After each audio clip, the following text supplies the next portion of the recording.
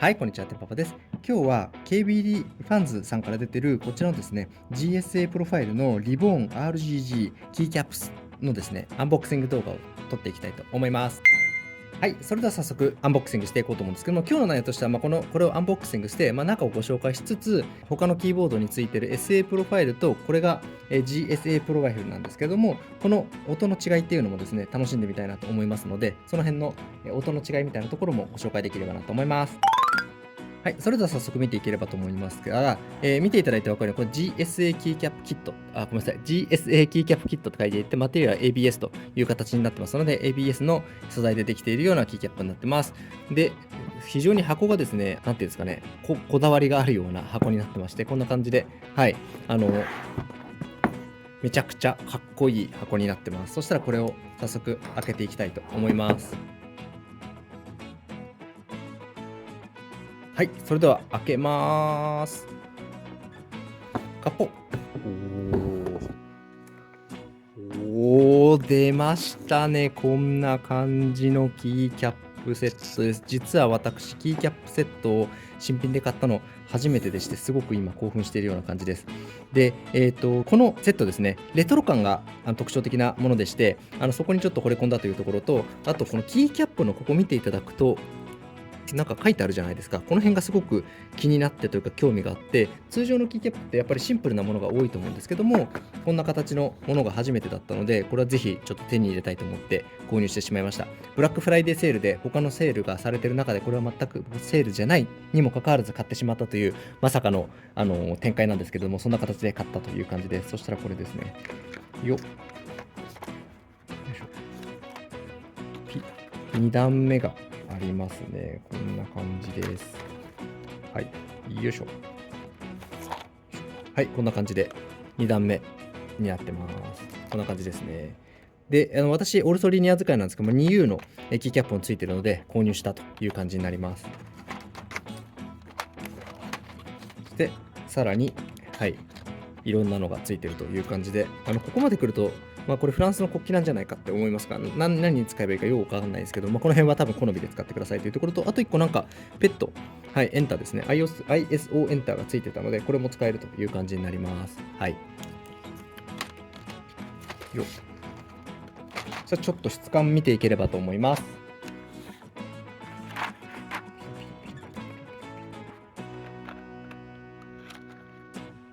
はい、見ていただいて分かるように、こんな感じの質感になってます。はい。さすが ABS という感じですね。こう、質感が、ちょっとこう、上はザラザラ加工が多分されてるような感じで、逆にこの辺の端っこはピカピカ加工がされているという感じで、この辺のギャップもまた素晴らしいなという感じです。で、私使わないですけども、このキーキャップでですね、スペースバーのところがわざとこう切り込みが入ってて、これもなんか粋でかっこいいなと思って、使う機会がないので、残念ながら、全く登場しないんですけれども、かっこいいなという感じになってます。それでですね、早速、これ、このままちょっと眺めててもしょうがないので、せっかくなので、キーボードの方に取り付けて、SA プロファイルを僕の方はつけてるんですけれども、はい、こんな感じで、次にシアプラスティックスのSA プロファイルつけてるんですが、この傾斜の部分の比較と、あとは音の比較っていうのをぜひしていきたいなと思いますので、まずはこの SA プロファイルのキーボードの音っていうのをですね、まずは聞いていただければと思います。はい、それではまずはですね、今ついてる SA プロファイルの音、聞いていただければと思います。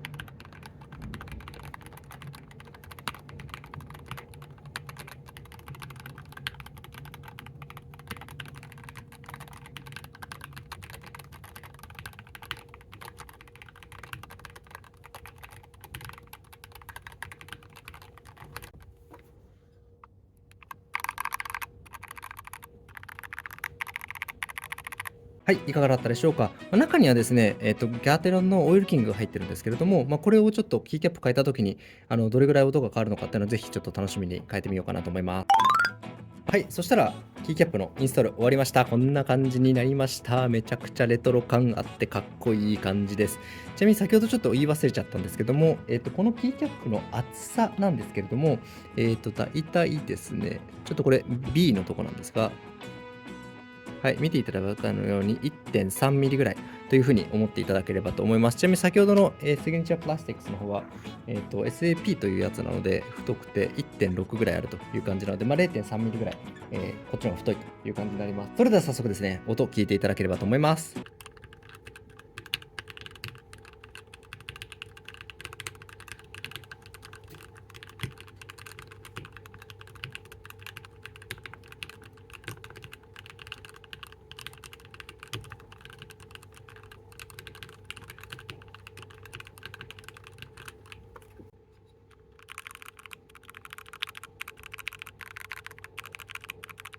はい、いかがだったでしょうか。ちなみにですね、背の高さなんですけども、こんな感じになってます。これが GSA プロファイルですね。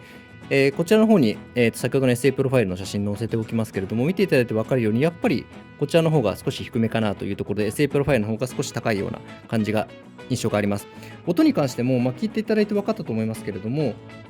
こちらの方がやはり低音が出ないというか、ちょっと高音になるなという感じで、それはおそらくなんですが、やはり背の高さが低い分、反響音がなくて、その分高い音になるんだろうなという感じになりますので、そういう意味でも、ここの面白いところは、同じキースイッチなんですけれども、高さが変わる、もしくはその厚さが変わることによって、音が変わるというところはやっぱ面白いなと思ってます。これはこれでやはりレトロ感ありますし、すごく音も嫌いじゃないので、ぜひこのままちょっと僕は使い続けてみたいなと思います。はい、それでは今日の動画いかがだったでしょうか。参考になった、楽しかったという場合にはぜひいいねボタンよろしくお願いします。またチャンネル登録の方もぜひよろしくお願いします。こんな感じで今回キーキャップをつけてましたけども、こんな形でですね、購入したもののアンボックシング動画も含め、キースイッチの紹介、キーボードの紹介、今後も引き続きやっていこうと思いますので、ぜひ今後もお楽しみいただければと思います。それでは今日のこの動画ご覧になっていただいてありがとうございました。またお会いしましょう。